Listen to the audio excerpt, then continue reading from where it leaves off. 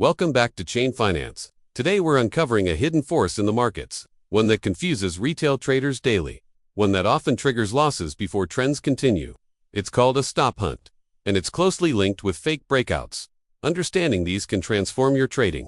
Let's start with the basics.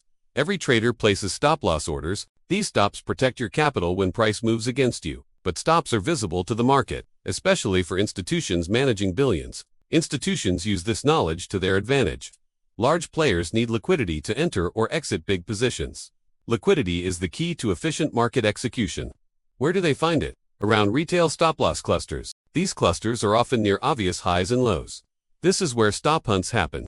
A stop hunt occurs when price temporarily moves to trigger stops. Retail traders get stopped out.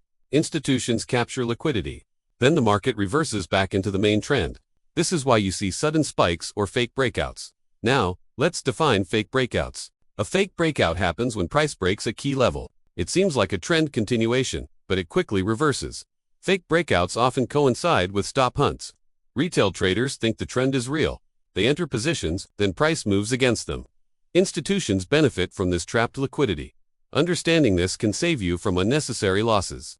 Let's explore the mechanics. Imagine a resistance level. Retail traders place sell stops slightly below it. Institutions push price above the level. Stops are triggered. Liquidity is captured. Price then reverses down. Traders caught in the trap lose, but the trend often resumes. The same happens with support levels. Retail buy stops cluster above key zones. Institutions push price up. Stops are triggered. Liquidity is captured. Price reverses down into the trend. Recognizing stop hunt zones is critical. Look for obvious highs and lows.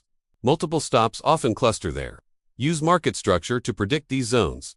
Combine with order blocks for precision. Timing matters. Stop hunts usually happen during low volume periods or near breakout levels. Higher timeframes reduce noise. They reveal real trend direction. Lower timeframes show where stops are likely hunted. Candlestick patterns can give clues. Wicks and sudden spikes are telltale signs. Always analyze context, not isolated candles. Now let's discuss how to avoid being trapped. Never blindly chase breakouts. Wait for confirmation.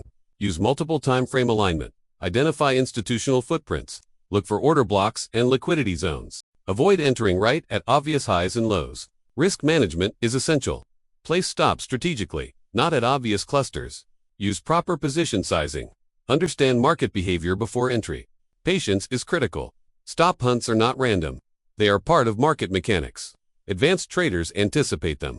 They use them as opportunities. For example, after a stop hunt, a strong trend often resumes. Traders who understand this can enter at optimal levels. Fake breakouts are a teaching tool. They show where liquidity lies and how institutions operate. Combining market structure, order blocks, and liquidity analysis gives clarity. This allows high-probability trades. You stop guessing and start seeing patterns. Every breakout is not a real trend. Every spike may hide a stop hunt. Always analyze context, liquidity, and structure together. Practice spotting these in historical charts. Observe where price triggers stops and reverses. Over time, patterns become predictable. You learn institutional behavior. Your trades become more precise. You reduce losses from fake breakouts. You start trading with the market, not against it. Stop hunts and fake breakouts are not enemies. They are opportunities for the trader who understands them.